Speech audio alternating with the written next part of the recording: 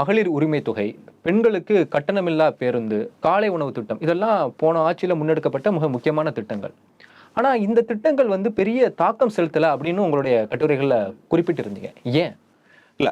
இதுல நம்ம இந்த இந்த கேள்வி தாக்கம் செலுத்தல அப்படின்னு சொல்றதுக்கு முன்னாடி வெல்ஃபேர் பாலிடிக் வெல்ஃபேர் பாலிடிக் அரசியல் சொல்லுவோம். இந்த பாலிடிக்ஸ் ஆஃப் வெல்ஃபேர், இந்த அரசியல் வந்து நம்ம புரிஞ்சுக்க வேண்டியது என்னன்னா, ஹிஸ்டாரிக்கலா தமிழ்நாட்டில் குரோத், அதாவது ஒரு வேலைவாய்ப்பு இருக்கும், ஒரு எல்லாருக்குமான ஒரு வருமானமும் இருக்கும், அதை சார்ந்து அவர்களுக்கு இந்த வெல்ஃபேரும் இருக்கும். அப்படிதான் நம்முடைய மாடலாக இருந்துச்சு. அதாவது நீங்கள் பார்த்தீங்கன்னா, இப்போ நம்ம ஃபஸ்ட்டு மிட் டே மீல்ஸ் கொண்டு வந்தோம். அதுக்கப்புறம் இந்த பிடிஎஸ்ல நியாய விலை கடையில் எல்லாருக்குமான அரிசி எல்லாருக்கும் எல்லாம் கிடைக்கணுன்ற அளவுக்கு ஓரளவுக்கு ஒரு வெல்ஃபேர் ஆர்கிடெக்டை நம்ம உருவாக்கி வச்சுருந்தோம். அதனோட நீட்சி தான் இது. இப்போ மகளிருடைய கேஷ் ட்ரான்ஸ்ஃபர்னு சொல்கிறதும் சரி, அல்லது இந்த பஸ் டிரான்ஸ்போர்ட் எல்லாமே அது நல்ல பாசிட்டிவான விஷயந்தான். ஆனால் ஏன் இது வெல்ஃபேர் வந்து எடுபடலை, இந்த இந்த இந்த வெல்ஃபேரிசம் ஏன் எடுபடாத காரணம் என்னென்னா, இதை வந்து நம்ம வேலை வாய்ப்புக்கு சப்ஸ்டிடியூட்டாக பார்த்துட்டோம்.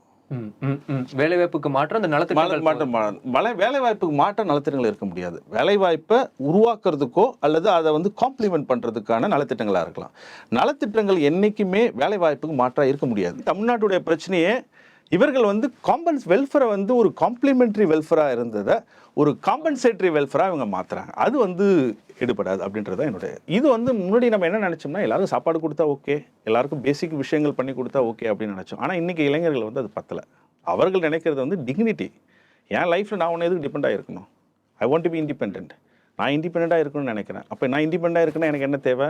எனக்கு டெஃபினட்டாக எஜுகேஷன் தேவை. நல்ல காலேஜுக்கு போகணும், காலேஜ் படிச்சுட்டு எனக்கு வேலை கிடைக்கணும். ஸோ தட் அந்த டிக்னிட்டி, செல்ஃப் எஸ்டீம், அவங்க வந்து வெல்ஃபேரை கூட வந்து ஒரு கொஸ்டினாக பார்க்குறாங்க. அதுக்கு இன்னொரு காரணமும் இருக்குது. தமிழ்நாட்டில் வெல்ஃபேர் வந்து பேட், அதாவது நெகட்டிவாக நான் சொல்ல வரல. நலத்திட்டங்கள் வந்து தேவையில்லை அப்படின்னு சொல்ல வரல. நலத்திட்டங்கள் தேவை. நான் ஏற்கனவே சொன்ன மாதிரி காம்ப்ளிமெண்ட்ரியாக இருக்கணும், கம்பல்சரியாக இருக்க முடியாது ஒன்று. ரெண்டாவது, இங்கேருந்து கரப்ஷன் வந்து அதே அளவில் வந்ததுனால, கூட்டிகிட்டே இருக்கிறதுனால, இளைஞர்களுக்கு வந்து எது கரப்ஷன் எது வந்து நலத்திட்டன்ற அளவுக்கு வித்தியாசம் கூட பார்க்க முடியாத அளவுக்கு அவர்கள் இருக்காங்க. ஏன்னா அந்த அளவுக்கு இங்கேயும் கரப்ஷனும் இருக்குது. இப்போ ஒரு பணத்தை கொடுத்து ஓட்டு வாங்குறதுன்றது வந்து ஒரு கல்ச்சராக மாறி போன பிறகு நலத்திட்டம் வரும்போது ரெண்டுத்துக்கும் வித்தியாசம் அவங்க பார்க்கணும், பசங்களுக்கு தெரியணும்ல. நம்ம ஜென்ரேஷனில் பழகிட்டோம், ஓகே.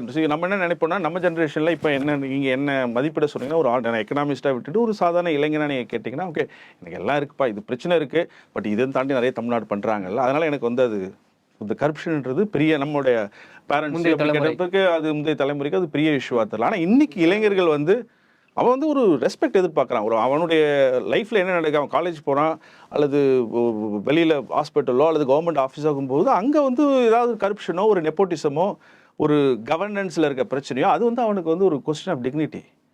அது அந்த அந்த எதிர்பார்ப்பை நம்ம புரிஞ்சுக்கணும். அது வந்து இன்றைக்கி இங்கே மட்டும் கிடையாது, குளோபல் லெவலில் இன்இக்வாலிட்டின்னு சொல்கிறது வந்து இன்றைக்கி வருமானத்தில் இருந்த இன்இக்வாலிட்டி கிடையாது மட்டுமே பார்க்கக்கூடாது, வெல்த்தில் இன்இக்வாலிட்டி மட்டுமே பிரச்சனை கிடையாது.